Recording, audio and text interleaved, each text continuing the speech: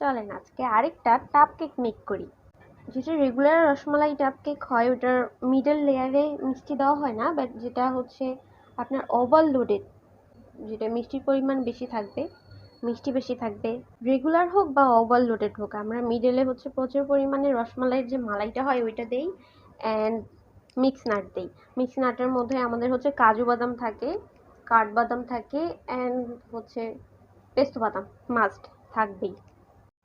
রেগুলারে যে টাপ কেকের সাইজ আমাদের অ্যাভেলেবেল ওটা হচ্ছে 500 মিলি আর 1000 মিলি।